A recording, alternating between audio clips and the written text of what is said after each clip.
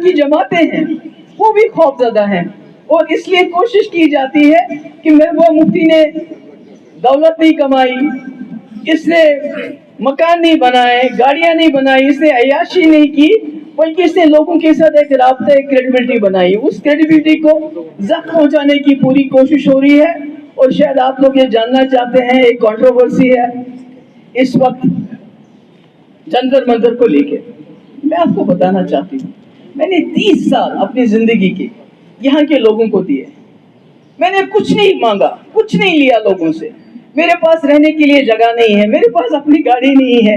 میں نے اپنے بچے چھوڑ کے یہاں جنگل گاؤں جب فاروق صاحب 96 میں اٹانومی کے نعرے پہ ان کو 60 MLA ملے، اور اس کے بعد سیکورٹی فورسز کے ساتھ ساتھ انہوں نے اخوان اور ٹاسک فورس کو کہا جاؤ گو اینڈ گیٹ دیم. اور اس وقت جو آج اوور گراؤنڈ ورکر کو ڈیٹین کیا جاتا تھا، اس وقت اوور گراؤنڈ ورکر کے نام پہ، جماعت اسلامی کے نام پہ، شک کے نام پہ لوگوں کی لاشیں 2-2 3-3 دن کے بعد ملتی تھی، اور کبھی نہیں بھی ملتی تھی. جیسے شیخ پورہ زخن میں، رفیع آباد میں کیڑے پڑے تھے اس لاش میں جب میں نے ان کو وہ لاش لا دی. مگر اس وقت جب میں گاؤں جنگل جاتی تھی، پیدل جاتی تھی، کبھی فاروق صاحب میری گاڑی وڈرا کر کے، میرا PSO وڈرا کر کے میں جنگلوں میں جاتی تھی. اور مجھے نہیں معلوم وہ قیوم صاحب میرے ساتھ ہوتے تھے، کشمیر ٹائمز کے فوٹوگرافر. جنگل میں جاتی تھی.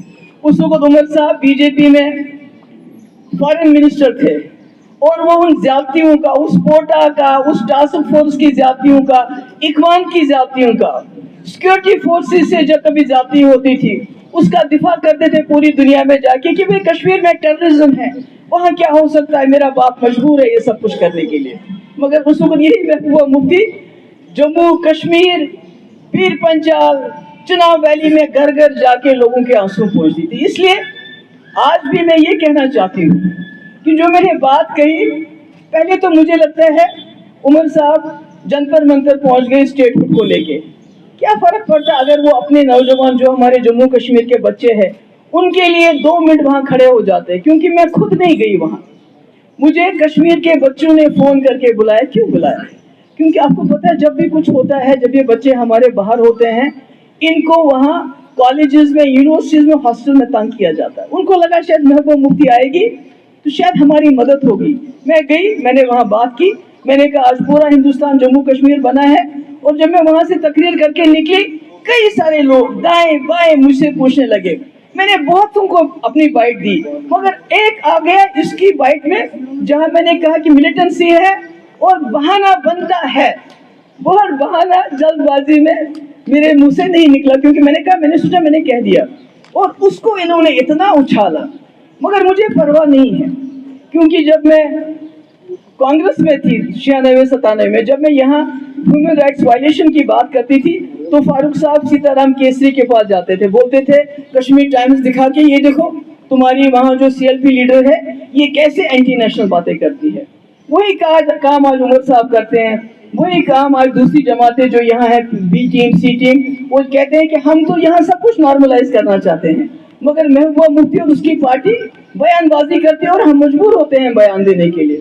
تو اس لیے آج میں کہنا چاہتی ہوں، جو بات میں نے کہی، میں نہیں کہوں گی کہ وہ کوئی فیک ویڈیو ہے، نہیں، ویڈیو صحیح ہے، مگر جو لفظ میں نے کہ بہانہ بنتا ہے کہیں مجھ سے سلپ کر گئے، کیونکہ میں بہت لوگوں کے ساتھ بول رہی تھی اور اس کا غلط مطلب نکالا گیا. تو اگر میری وجہ سے، کیونکہ لوگوں کا رشتہ، میں نے کہا مجھے باپ دادا سے کرسی نہیں ملی، گپکار روڈ میں زمین جائیداد نہیں ملی، گاڑیاں نہیں ملی، ٹنگ مرگ میں پراپرٹی نہیں ملی، لندن میں پراپرٹی نہیں ملی، مجھے لوگوں کے، یہاں کے لوگوں نے پیار دیا، انہوں نے عزت دی، اور شاید ان کو مجھ پہ بھروسہ بھی زیادہ ہے کہ جیسے نیشنل کانفرنس ایسے اس وقت اس کو پیش کر رہی ہے، جیسے عمر صاحب نے کل کا، جیسے افضل گرو کی پھانسی پہ میں نے سائن کیا تھا، جیسے مقبول رٹ کی پھانسی پہ میں نے سائن کیا تھا، جیسے کشمیریوں کو گولی مارو میں نے کہا تھا. مگر میں آپ کو کہنا چاہتی ہوں، اگر میرے لوگوں کو میری اس بات سے جو بات ادھوری رہ گئی، ان کو کہیں تکلیف پہنچی، دل آزاری ہوئی ہوگی، کیونکہ وہ مجھے اپنا سمجھتے ہیں، میری چھوٹی چھوٹی بات سے مجھ سے ناراض ہو جاتے ہیں، تو میں اس کے لیے معذرت چاہتی ہوں.